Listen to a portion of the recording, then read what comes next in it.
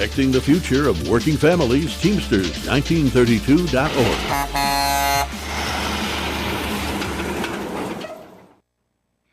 Welcome to the Fabulous Lifestyle Radio Show, where we talk about food, fashion, finance, and foundations of life. We are live on KCAA Radio Broadcasting Network, 1050 AM, 102.3 and 106.5 FM. KCAA is affiliated with CNBC, NBC News, and NBC Sports. We are sponsored by Sheltered Studios, Fire Up Connect, and Building Solid Foundation.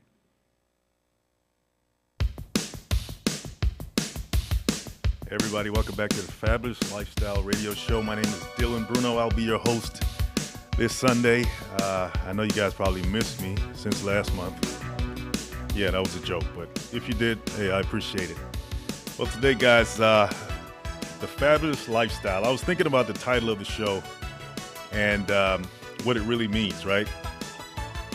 A lot of us want to live that fabulous lifestyle. We want to, enjoy the fruits of our efforts. And, a lot of times, we're still aspiring to that. We're out there working our 9-to-5s or chugging away at our businesses, hoping one day that we'll reap the benefits of all of our hard work, right? And, that's a good thing because, you hear the title Fabulous Lifestyle and you don't really think about the other side to that. Everything has two sides, right? And today we're going to kind of focus on the process, right, rather than the outcome. Because without that process, you wouldn't have a fabulous lifestyle or whatever lifestyle you dream about. There's going to be a period of pain and, what some people may call dark times. And I prefer to call it the dark night of the soul. That's actually a phrase that was used in olden days to describe that period when right before the breakthrough, there's going to be a period of extreme hardship, darkness, and soul-wrenching, how should I put it, a soul-wrenching transformation, I should say. And but that's all necessary. I liken it to going to the gym, right? You go to the gym and guess what? They're going to have people on their cell phones or whatever, not really putting in effort, even though they're in the place where it can actually transform them into a new person. And then there are those who go in there, no phones, no talking to friends. They got the hood over their head. They got the mask on. They got the blinders on, and they're just working at it, breaking down those muscles, putting themselves through a very painful experience because they know on the other side of that, they're going to reap some pretty good results. Okay, they're going to reap the fabulous fitness lifestyle. I just made that up. Anyway, but today I decided to bring on a guest, a friend of mine. Her name is Sharon Moten, and she's an independent mortgage professional. She has years of experience in the mortgage origination industry, and she's also the chairperson of the Inglewood Board of Realtors down there in Inglewood in Los Angeles. And she's very active in serving her community. And the reason I brought her on because I wanted kind of to dive into her story, what a fabulous lifestyle means for her, and the journey that she had to go through to get to where she is. I don't necessarily want to talk about I can talk about myself all day, but you guys would probably get bored of that.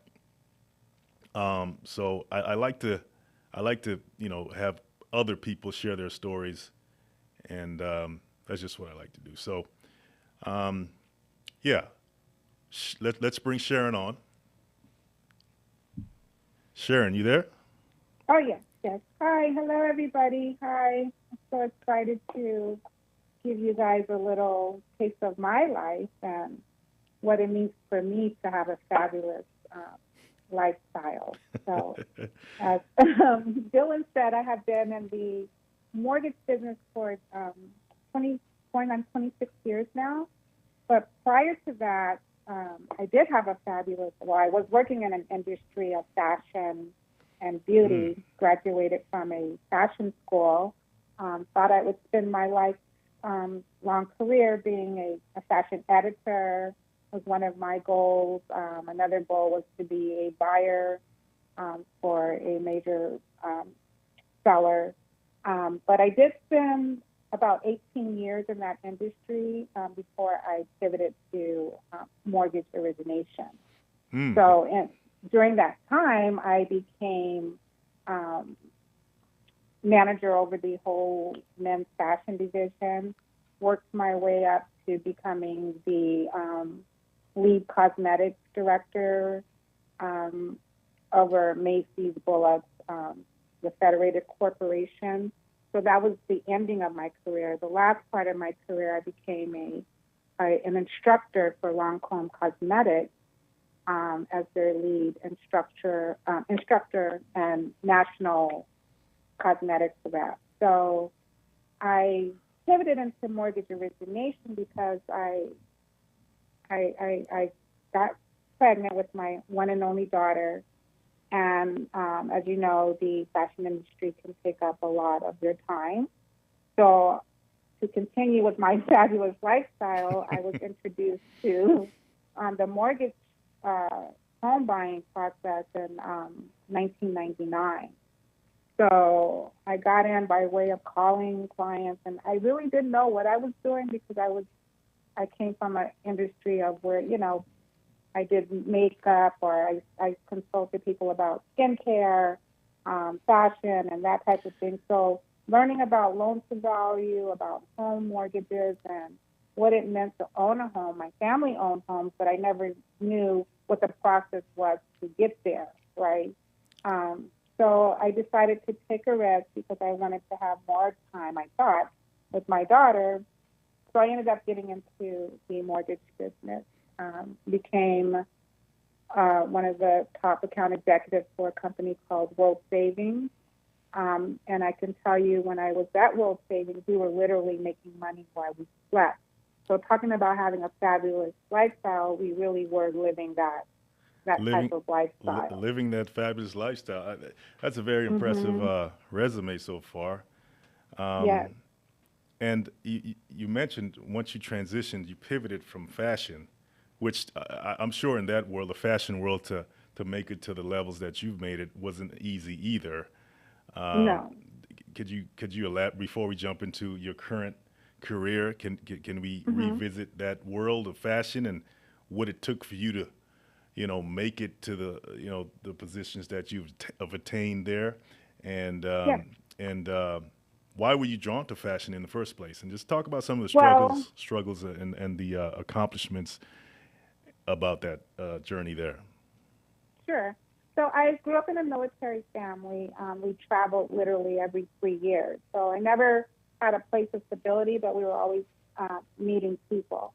But my mother, who I looked at and always admired as a young girl, I would watch her dress up and wear fabulous clothes. And for some reason, I have two older sisters, but for some reason, my mother would always buy me like beauty gifts. And I had a vivid imagination of fashion. I would cut out paper dolls and dress them up and talk to them as if they were like real people, interact with them like real people.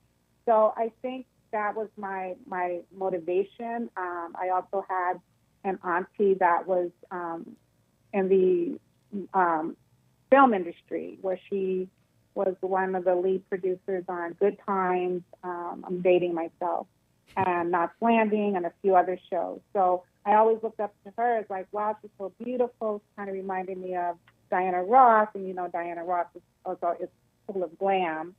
So I got attracted to that in that way, and then when I started, after I graduated high school, it's like, what do you want to do? And my heart was just sold on fashion. So I went to a fashion school for 2 years. It was a 2-year school. And then I graduated, and by that time, my family lived in San Diego. And I'm sure, as you guys know, San Diego is not a big fashion capital. So I knew I either had to be in LA or New York in order to work in the fashion business. So I ended up moving to a place called Marina Del Rey with my aunt. Mm-hmm. who said that I should be out here.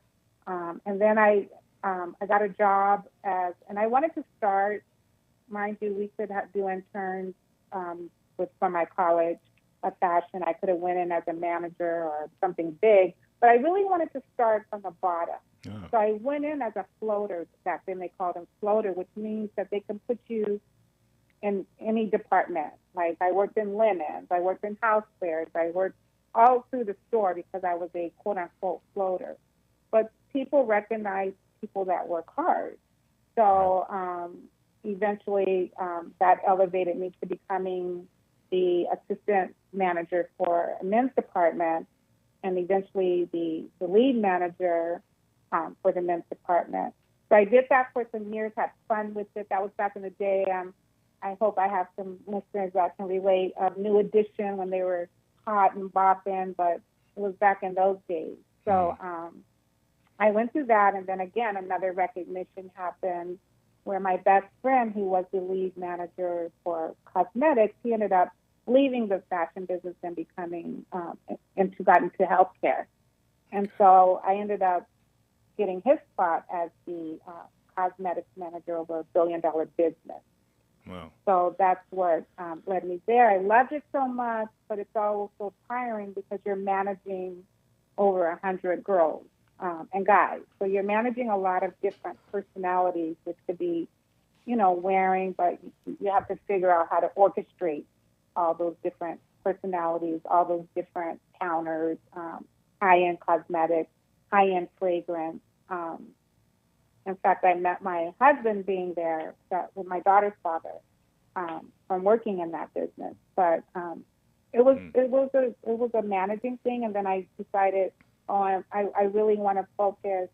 I wanted to step down and work for Lancôme because I had an account executive from Lancôme, and she kept her eye on me, and eventually I became the manager over Lancôme of the counter.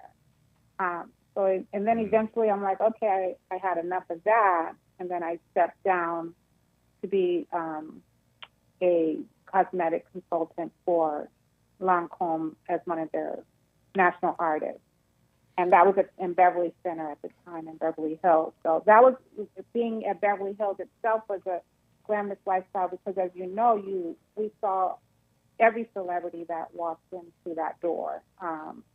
From LL Cool J to Halle Berry to, some people I don't even know, but even I got an autograph from Notorious B.I.G., Biggie Smalls. I have my card. Is this signed right? By him. Is this right before he passed, or the day before he passed? That is crazy.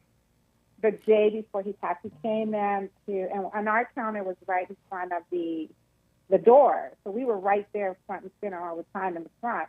So when he walked in, he was like, so sweet. And he's like, I'm out here to show Cali love, and, I love you guys and all. Of course, everybody was surrounding him because he was this huge artist of a man. Yeah. And so, we were in the front. So I'm like, oh, could you sign my card? And I to this day, I still have it. And then I think it was that night, they were at the Peterson Museum, and I think that night he was killed. It was the day after the award show. That's an unfortunate time. And unfortunate timing. So then that's how that happened. And then I got pregnant, and then I still was working as a behind the counter as a cosmetics instructor. So I was still working pregnant, and then throughout that whole time, I think my daughter was like, I think she was born in 96, so 99 is when she was like 3, was when I'm like, okay, she needs more time with me. So that's when I pivoted into the housing business. That's a very interesting journey, but it speaks to a couple of things to me, and I'm sure it speaks to the listeners as well. When you said, you could have went in a higher position, but you decided to start from the bottom. That's pretty powerful right there. A lot of times our ego gets in the way and we think we deserve something. And, it's not that we could really deserve that position, but to put our ego aside and say, listen, I want to learn from the ground up, and that's what you did. And I think that probably got noticed as well. You said you got noticed throughout your journey. People noticed your hard work and effort. Yes. But the fact that you volunteered to start from the bottom, and I'm sure some of them knew that you didn't have to, but you did. That spoke volumes to them, and that's a lesson in itself. That sometimes if we really want to be great at something, don't be so big-headed, I should say, for lack of a better word, that we don't want to start from the bottom in anything, right? So yeah, I love that you mentioned that. And it showed your work ethic. Obviously, you have a hell of a work ethic. I know you do now. But since I've known you, you've been very astute. You've shown yourself, to me at least, to be very astute in the world of real estate. And I'm sure, that was a learning curve for you, coming straight out of fashion into the world of real estate. But obviously there was something going on there. There was nothing that could stop you. You wanted to succeed, and right. You don't put a lot of things. One thing I know about Sharon, because I've known Sharon for a little bit, guys, is that she doesn't let anything stop her. She has she's very, I don't want to say strong-willed. I have a few other words that I can say, but we don't want to argue on air. Yeah. Right. But that's for another conversation. But I think it served her well in her life as far as accomplishing the accomplishments that she has achieved and all of that. And yeah, so let's so you pivoted from fashion into the real estate industry because you had a daughter. And why did you feel that moving away from fashion would be better for you as a mother? I think it was just the time that I spent working. The hours were long. Sometimes I was either till 1 in the morning. I mean, it was just, I think it was an hour thing. And even though my daughter had a nanny that took care of her basically while I was working, I had my eyes open when my daughter wasn't understanding what I was saying, because that gave me an indication that that I needed more time with her, because her nanny she had only spoke Spanish to her. Okay. So I'm starting to understand her more than what I was saying. So I'm like, okay, I need to spend more time with her, more time on her development. And I thought that actually one of my good friends introduced me to the mortgage industry because our kids were friends at school. That's how we met. Okay, Sharon. Let's save that for the next segment, and we will be right back with more of Sharon Moten.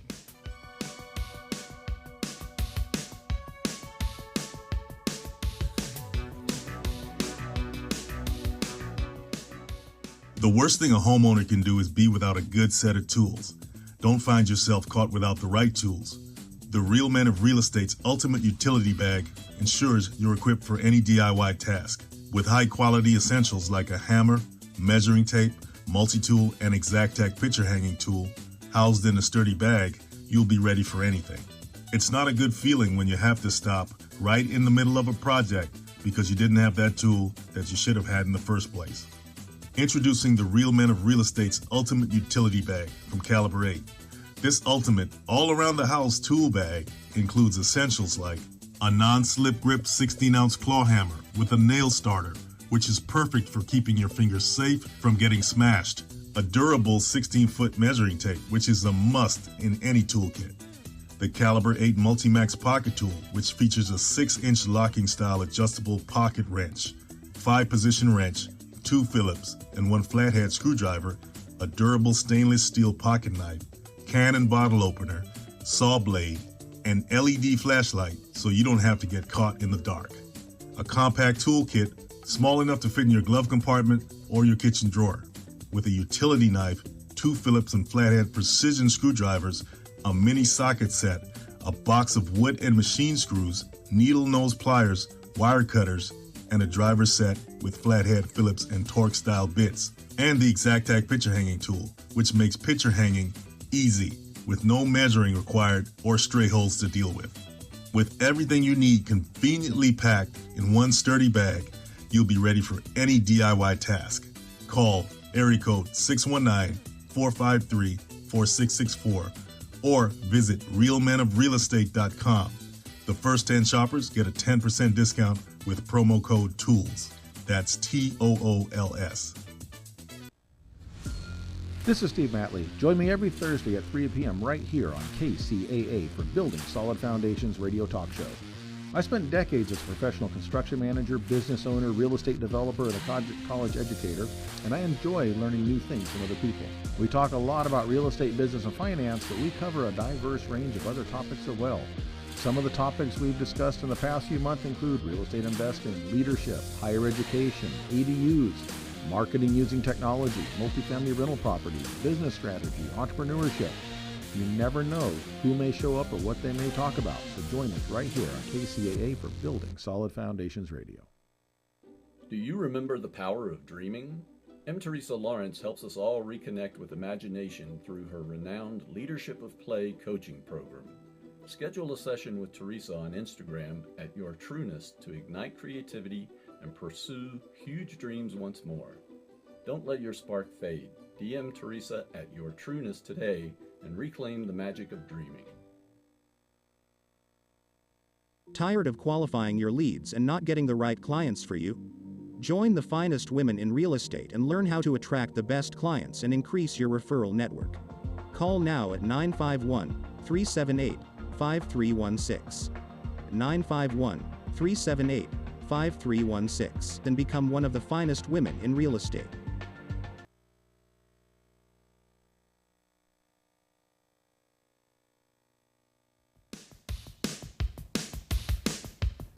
Welcome back to the Fabulous Lifestyle Radio Show, guys. Dylan Bruno here, your host. And I have a treat for you today. If you missed the first segment, I have a friend of mine. Her name is Sharon Moten.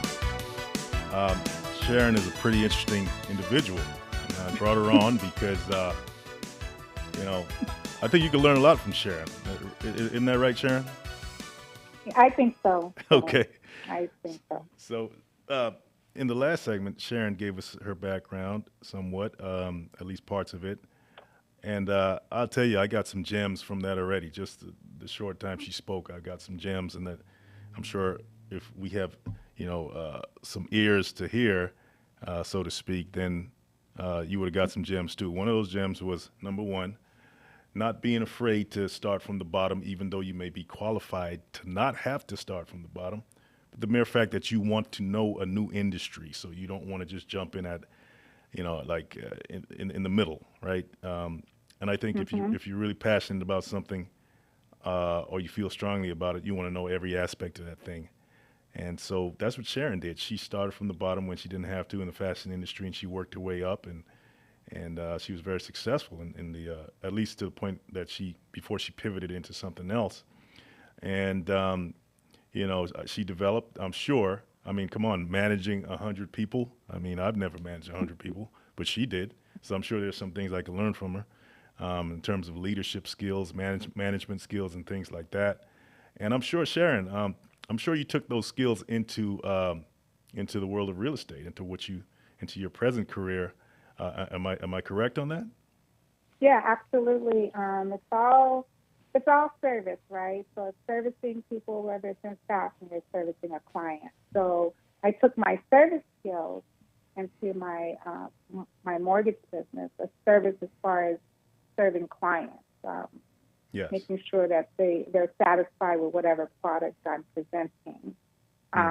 But when I got in, I started at the bottom because I started in calling people on the phone, but also trying to originate loans. But I did not have an understanding of really the real estate market, so I wasn't really living a fabulous life yet. I was living like, Right. kind of stressful life, trying to learn everything new all over again. But I think my second year into it, I ended up, because again, I had to pay the pavement, walk the pavement, and a company that I worked for, you have to get your business from bank turned down. So imagine that. So I had to go to different banks, establish a relationship with that mortgage officer at that bank, and then try to get their turn downs to bring it over to my company to help the client that couldn't qualify for a regular bank loan. So doing that, I met a girl at a bank called World Savings anyway, and we became friends, and she was like a lead generation for me. She gave me leads. Okay. And then she goes, you know what, you should interview for World Savings. I think you would be good. And so I said, really? So I never thought about it. So I said, okay. So I interviewed for World Savings, which is now Wells Fargo, for those of you that are young and don't know. But it's now Wells Fargo. And I said, okay, I'll try. So I interviewed for World Savings. They loved me. She offered me a position at the bank in Brentwood, at that big tower that's Wells Fargo off of San Vicente. So talking about watching fabulous lives there, I mean, you imagine, if you guys are familiar with Brentwood, California, that's old wealth. That's old money. So I would watch, money just constantly, fabulous people walking into that branch doing transactions. During that period I was there, I remember my first client was this lovely older French woman that was very, very wealthy. But I kind of had to fake it. You fake it till you make it. So I assisted her on one of her condos. I don't know if you guys are familiar with the Wilshire Quarter, where all those tall condominiums are, where they have doormen. It's like a mini, being like in a little bit of kind of New York kind of feel. So I ended up helping her with that transaction, and it was a trust transaction. So it was very involved. Me not knowing what I was doing, I was relying a lot on my teachers. But I helped her, and she was so pleased with the way I helped her. I still have the lovely letter she gave me for assisting her with her financing. But from then, I started getting the hang of it. And then I met another attorney and a doctor couple. And then things just started going on from there. So I met a lot of affluent people just from being there that afforded me to start living what do you say, a fabulous lifestyle, Dylan? Yeah, there you go. If that's what you want to call it. So then I said, okay, well, let me challenge myself even more. So I was getting a paycheck at the bank, and I was getting commission on my loans. So I said, I think I want to go out into the field. The field is where you're an account executive and you're calling on, mortgage brokers to be your client. You want to fund their loans for them. You want to service the mortgage broker, not the direct client, but my service was to the mortgage broker and their loan officers. Right. So I was like, okay, I think I want to go out into the field. That's what we called it, because your earnings are higher, of course. So I said, okay. I made that transition. I interviewed, and I started my position in Westwood, California, as an account executive for World Savings. So I'm like, okay, you have to have a game plan, right? Yep. So you have to acquire broker accounts. So I'm thinking, okay, how am I going to do that? So I literally have to take a list and see which broker accounts, because remember, there's a lot of reps at that time. This is before the crash. There was a lot of mortgage reps in the industry making a lot of money, and they already had established accounts. And here I am, new out there in that field. I had to establish my own account. So I ended up pounding the pavement, getting my list, seeing who I wanted to go visit, who do I want to buy lunch for, what accounts, and who can I get. So I ended up earning over like 60 broker accounts on my team.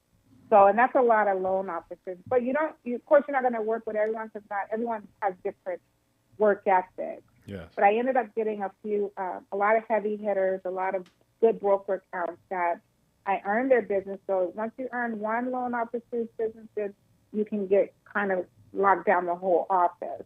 And that's kind of how we figured, okay, this is Sharon's office, another rep can't go in there. So I would get exclusive offers to me where other reps that were from my same company weren't allowed to go in into those offices. Right. So that's when I say that we would go into the office just maybe like from 10 to 12, but after 12, we were out there in the field prospecting, either buying lunches and that was such a fabulous, because they gave us an expensive card. It was like the sky's the limit. Here's this money. Go out and do whatever you need to do to help your brokers buy them lunches, take them out. We have big parties. I mean, it was just, and we were making money literally while we're sleeping. It was just so fabulous. Yeah, you know what? That's what I'm talking about, guys. If you're not taking notes right now, I don't know what to tell you. If you're out there and you have goals to build your business or whatever, you know what I'm saying? Sharon just spelt out what you need to have in terms of mentality, in terms of work ethic. Number one, this is what I got from what Sharon just shared with us. She made strategic friendships. She met that friend at that bank, right? But that wasn't just anybody. That was somebody who could actually give her leads. That was her first lead generator. And I don't know if anybody know about the term lead generation. That's very important in business.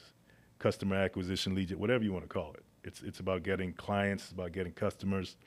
And she made, she got her someone who was probably in direct contact with them or had a lesser degree of separation between her and the customer. And she made a strategic partnership. She called it a friend, but that was actually a strategic partnership. And that allowed her to break into the business even more. Everything else was just pure, pure strategy and prospecting, for instance. With what I do, I sell tools, right? Guys, you can check me out on calibrate.com. See what I have for you guys over there. I also have a YouTube channel where I teach you how to use tools and make you an all-around better handy person, DIY person. So check out Calibrate Tools and DIY on YouTube. But yeah, there's other sides to what I do and what she does. She went out there prospecting, right? That means you got to go out there and pretty much call on people, right? But she didn't just do it to anybody. She called on people in her industry that she knew, I should say, needed what she had to offer, right? So it was a perfect product market fit, and she went after those. So it wasn't necessarily as hard of a sell. She had something that they needed, right? And of course, she had the perks of an expense account and all that great stuff. But yeah, talking about buying people lunch and all. Sometimes you got to do those things, right? You can call it schmoozing or whatever. It's all part of the game, guys. And it seems like Sharon, you were a pro at this. You became pretty good at this. Come on.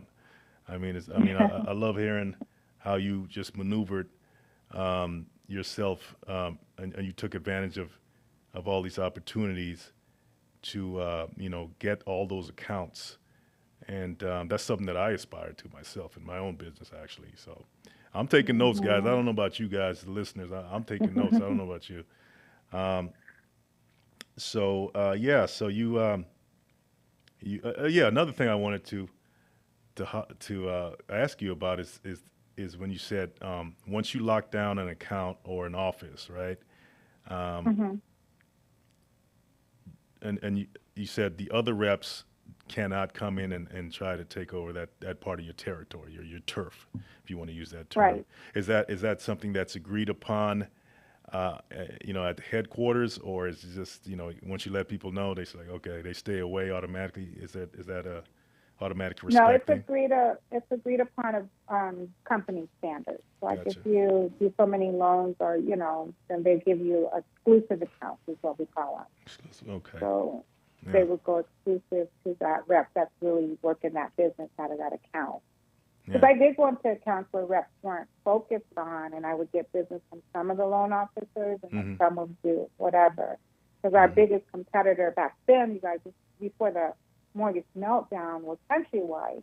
So you know what happened with that whole side of the real estate industry. So they were one of our biggest. We didn't have a lot of market share, but we did a lot of business because the owners of World Savings, they came from Wall Street. Gotcha. They were private attorneys, so they kind of got out when they kind of knew. I think. All right, hold it right they there. knew when to get out. Yeah, they knew when to get out, and that's when Wachovia came over, which all became. All right, Sharon. Keep that thought. We're going to pick up on in the next segment. But, man, guys, this is some good stuff, right? See you in the next one.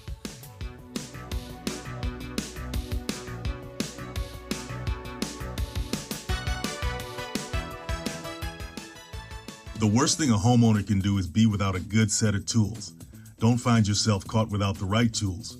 The Real Men of Real Estate's Ultimate Utility Bag ensures you're equipped for any DIY task. With high-quality essentials like a hammer, measuring tape, multi-tool, and Exactac picture hanging tool housed in a sturdy bag, you'll be ready for anything.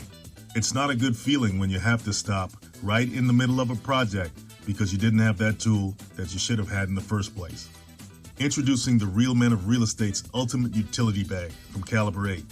This ultimate all-around-the-house tool bag includes essentials like a non-slip grip 16-ounce claw hammer with a nail starter, which is perfect for keeping your fingers safe from getting smashed, a durable 16-foot measuring tape, which is a must in any toolkit, the Caliber 8 Multimax Pocket Tool, which features a 6-inch locking-style adjustable pocket wrench, 5-position wrench, 2 Phillips, and 1 flathead screwdriver, a durable stainless steel pocket knife, can and bottle opener, saw blade, and LED flashlight so you don't have to get caught in the dark. A compact toolkit small enough to fit in your glove compartment or your kitchen drawer, with a utility knife, 2 Phillips and flathead precision screwdrivers, a mini socket set, a box of wood and machine screws, needle nose pliers, wire cutters, and a driver set with flathead Phillips and Torx style bits, and the Exactac picture hanging tool, which makes picture hanging easy with no measuring required or stray holes to deal with. With everything you need conveniently packed in one sturdy bag, you'll be ready for any DIY task. Call area code 619-453-4664 or visit realmenofrealestate.com. The first 10 shoppers get a 10% discount with promo code TOOLS. That's TOOLS. This is Steve Matley. Join me every Thursday at 3 p.m. right here on KCAA for Building Solid Foundations radio talk show. I spent decades as a professional construction manager, business owner, real estate developer, and a college educator, and I enjoy learning new things from other people. We talk a lot about real estate, business, and finance, but we cover a diverse range of other topics as well. Some of the topics we've discussed in the past few months include real estate investing, leadership, higher education, ADUs, marketing using technology, multifamily rental properties, business strategy, entrepreneurship. You never know who may show up or what they may talk about, so join us right here on KCAA for Building Solid Foundations Radio. Do you remember the power of dreaming? M. Teresa Lawrence helps us all reconnect with imagination through her renowned Leadership of Play coaching program. Schedule a session with Teresa on Instagram at Your Trueness to ignite creativity and pursue huge dreams once more. Don't let your spark fade. DM Teresa at Your Trueness today and reclaim the magic of dreaming. Tired of qualifying your leads and not getting the right clients for you? Join the finest women in real estate and learn how to attract the best clients and increase your referral network. Call now at 951-378-5316. 951-378-5316 and become one of the finest women in real estate.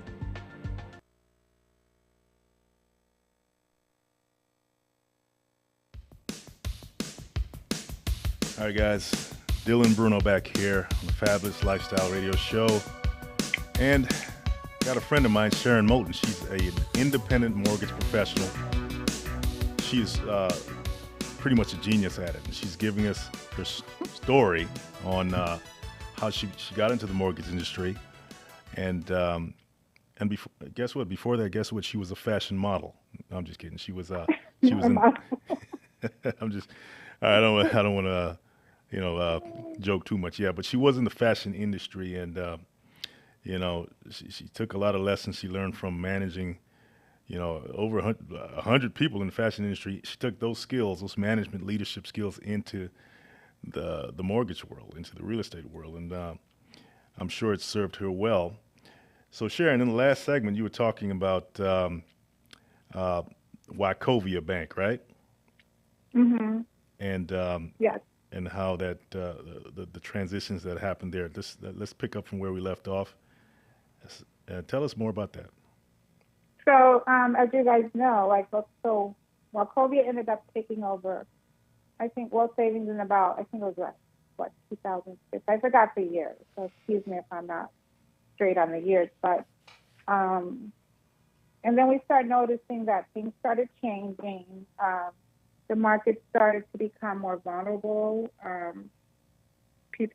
Loans, like the kind of loans that we were doing back then, they weren't really qualified mortgages. So we didn't really vet the candidates that we were lending to. And that was the nature of the industry, of the world, right? Right. So we literally, sometimes people would come in and they would state how much they made, and if they could be working at a McDonald's or anywhere, and we would justify that income, with our underwriters and stuff, and then we would give them a loan for a home. So out of that, you would have many people, like maybe one person buying multiple homes because the guidelines were so loose. Right. So you had him all of a sudden, a mechanic became an investor of maybe 12, 13 homes, right? So we had an abundance of inventory. We were oversupplied and we had demand, but we had a huge plethora of inventory, which is why so many people got into the market. I mean, literally, if you were able to have a pulse, you can get a mortgage. Wherever you wanted to go. So it seemed like it was the perfect storm, huh? It was a perfect storm. So a lot of people were living that fabulous lifestyle, play life, right? Because they were able to. I had a client that would literally lived in Beverly Hills, and he had two homes that were right across the street from each other. And he would literally, he got into a thing where he wanted to keep fixing up his home. So he would literally, every 6 months or so, I knew I was going to get a loan from him because he would need $500,000 here, like using your home as an ATM, which is what a lot of people were doing, so they can have that type of lifestyle of cars or money, and everything was just so. At the time, I would say, quote unquote, it was good, kind of, because everybody was living that quote unquote that American dream. Yes. Right. You can, if my daughter was old enough, she could have bought a house at that time. And the prices were, they're not as expensive as they were today, but, I did loans back then in the millions. And it depends on that's because people kept cashing out of their house. We cashed out $500 your mortgage to go up to $900, and then the equity kept growing and growing and growing. Yeah. So eventually, what happened was that we started getting the calls like, the East Coast just got laid off, or the West Coast just got laid off. This happened. So of course you working and you're watching and you think, oh, that'll never happen to me. Mm-hmm. It'll never happen to me. So that same day, as other people were getting the call on the opposite coast, here comes our call. Is that okay? We're getting to the peak of the market. We all lost our jobs because that's when the financial crisis started to begin. Yes. So when that happened, it must have been the most depressing time in our history, one of the most depressing times, because we were literally thrown into a whirlwind of recession where people were walking away from their homes because their mortgages were adjusting. So just imagine if I told you can get a mortgage at 1%, right? This is what was going on. We give you a pick-a-pay, we called it. 1% mortgage, but it could adjust to anywhere from 8 to 10%, right?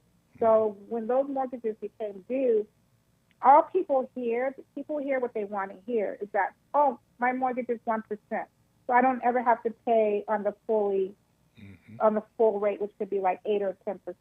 I'll just pay on the 1%, right? So people kept paying on the 1%. So what was happening is that they were getting negative amortization, which means that they were adding to their balance, not decreasing their balance, because they weren't paying their full principal and interest payment. So you get millions and millions of people all over the United States doing that type of business. Eventually, something's going to burst, right? Yeah, of course. So and then I bought my home in 2006 because, again, I thought I was gold. Like, that's not going to happen to me. Like, nothing's going to happen to me. I bought my home in 2006 with no money down, but I did go full doc, which some people didn't. But I did show my fully income. So I did go full doc when I bought my home. So it wasn't a liar's loan, but I didn't have to put any money down because that's the program that we had. So imagine I bought my house brand new. It's a condo, but I bought it brand new in the first phase of building in 2006. 2008 hit. Oh my God! I bought it for $410,000. I lost equity. I must have lost over $200,000 worth of equity when the market dropped. So the market crashed. I was in it for the long haul. So I'm like, okay, the market crashed. It has to rebound. But during that time, we had to do. Hey, Sharon. Had to do modifications. Keep it right there. This is some hot stuff. And I think a lot of us who didn't know about this stuff, we're learning right now. So stick with us. We'll be right back.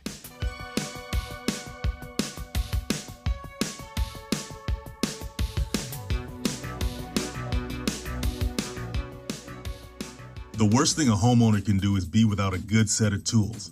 Don't find yourself caught without the right tools. The Real Men of Real Estate's Ultimate Utility Bag ensures you're equipped for any DIY task. With high-quality essentials like a hammer, measuring tape, multi-tool, and Exactac picture hanging tool housed in a sturdy bag, you'll be ready for anything. It's not a good feeling when you have to stop right in the middle of a project because you didn't have that tool that you should have had in the first place. Introducing the Real Men of Real Estate's Ultimate Utility Bag from Caliber 8. This ultimate all-around-the-house tool bag includes essentials like a non-slip grip 16-ounce claw hammer with a nail starter, which is perfect for keeping your fingers safe from getting smashed, a durable 16-foot measuring tape, which is a must in any toolkit, the Caliber 8 Multimax Pocket Tool, which features a 6-inch locking-style adjustable pocket wrench, 5-position wrench, 2 Phillips, and 1 flathead screwdriver, a durable stainless steel pocket knife, can and bottle opener, saw blade, and LED flashlight so you don't have to get caught in the dark. A compact toolkit small enough to fit in your glove compartment or your kitchen drawer, with a utility knife, 2 Phillips and flathead precision screwdrivers, a mini socket set, a box of wood and machine screws, needle nose pliers, wire cutters, and a driver set with flathead Phillips and Torx style bits, and the Exactac picture hanging tool, which makes picture hanging easy, with no measuring required or stray holes to deal with. With everything you need conveniently packed in one sturdy bag, you'll be ready for any DIY task. Call area code 619-453-4664 or visit realmenofrealestate.com. The first 10 shoppers get a 10% discount with promo code TOOLS. That's TOOLS. This is Steve Matley. Join me every Thursday at 3 p.m. right here on KCAA for Building Solid Foundations radio talk show. I spent decades as a professional construction manager, business owner, real estate developer, and a college educator, and I enjoy learning new things from other people. We talk a lot about real estate, business, and finance, but we cover a diverse range of other topics as well. Some of the topics we've discussed in the past few months include real estate investing, leadership, higher education, ADUs, marketing using technology, multifamily rental properties, business strategy, entrepreneurship. You never know who may show up or what they may talk about, so join us right here on KCAA for Building Solid Foundations Radio. Do you remember the power of dreaming? M. Teresa Lawrence helps us all reconnect with imagination through her renowned Leadership of Play coaching program. Schedule a session with Teresa on Instagram at Your Trueness to ignite creativity and pursue huge dreams once more. Don't let your spark fade. DM Teresa at Your Trueness today and reclaim the magic of dreaming. Tired of qualifying your leads and not getting the right clients for you? Join the finest women in real estate and learn how to attract the best clients and increase your referral network. Call now at 951-378-5316. 951-378-5316 and become one of the finest women in real estate.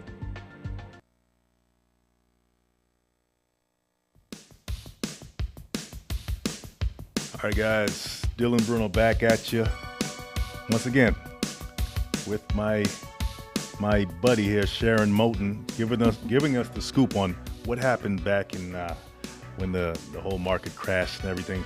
I mean, I'm telling you guys, if you were out there using your home as an ATM and you paid the price, I mean, I don't know what to tell you on that, but yeah, Sharon was right in the middle of it, right? She knew exactly what was going on, and she's giving us the scoop on that whole deal right there. So Sharon, before we get into it, let's discuss. I don't want to miss your take on what some of the myths and realities are of the market today, Okay. and what your plans are on how you approach things. I know you said earlier that today the vetting process is much more, it's much more stricter. It's stricter as far as not just letting anybody get a loan.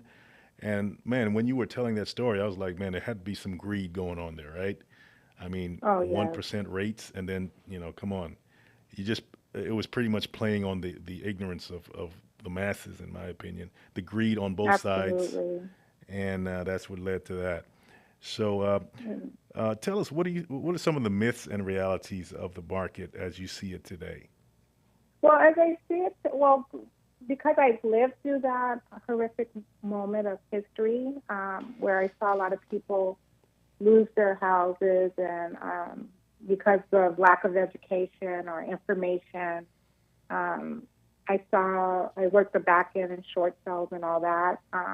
So I literally saw Wall Street people taking their own lives because you literally saw their 401ks, everything was dwindling. It was a financial crisis.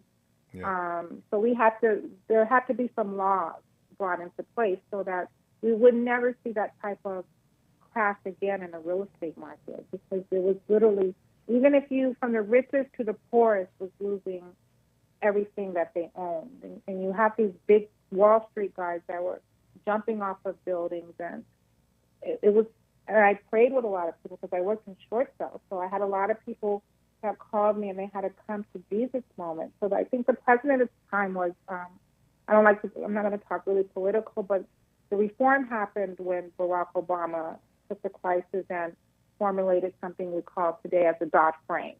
Okay. The Dodd-Frank, which means it's a book of laws that restrict you on how you do lending, like how you really vet out. Like we can't give a person with a 560 FICO score a loan that's backed by a big investor such as Fannie and Freddie Mac.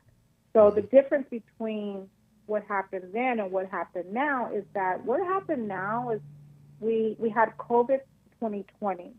So during 2020, 2019, we have the biggest refinance boom in the market, because whenever there's a global crisis, that drives mortgage rates to the bottom. 9/11 happened, it did the same thing when 9/11 happened. COVID happened, it did the same thing when COVID happened. Rates went all the way down to, I was selling rates as low as 2.5. If they wanted a 15-year fix, they could have got 1.85. And they sticking with those rates, right? So if you think about it, my lowest interest rate, I may have a few credit cards here, but my lowest rate I'm paying right now is 2.75, right? So typically a life of a real estate ownership is 5 years. So typically about every 5 to 7 years, people are either selling and buying up, or they're selling and downsizing. Sharon. Right? Because it makes it, yes. Hold that thought. Sharon, she could pretty much write a book on this stuff, but the show is about to wrap up. Sharon, tell us Okay.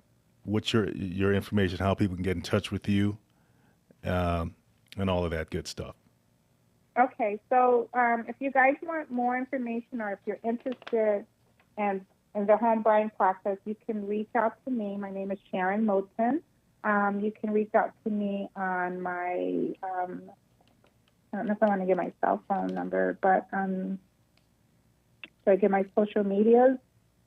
Okay. Or you can reach out to me on my email address at smoten@grovecapital.com. I'm on Instagram. I'm on LinkedIn. And I'm on, which is the third one? Instagram, LinkedIn. And just a little silly stuff on TikTok, but my main source of business information is on Instagram and Facebook, of course. Everybody has a Facebook account. So Sharon, But, that's S. That's S Moten. That's the letter S, Moten. At Grove. how do you spell that last part? GROVES. Grove. Grove Capital. GroveCapital.com. Guys, get in touch with Sharon if you're looking for a loan. Okay, she's the one to talk to. Sharon, I appreciate you. I appreciate you being on the show. I mean, it's one of the best shows I've had so far in terms of education. Thank you. Thank and you. We really appreciate you. Guys, don't forget to go. Thank you, Dylan. No problem. Don't forget to go check out the Real Men of Real Estate Ultimate Utility Bag, guys. Go grab that. It's great if you have a home. It's great as a gift as well. So go to realmenofrealestate.com, grab that bag, check out what else we have on there for you guys. And, man, you won't be disappointed. Guys, have a good one. Appreciate you. See you next time.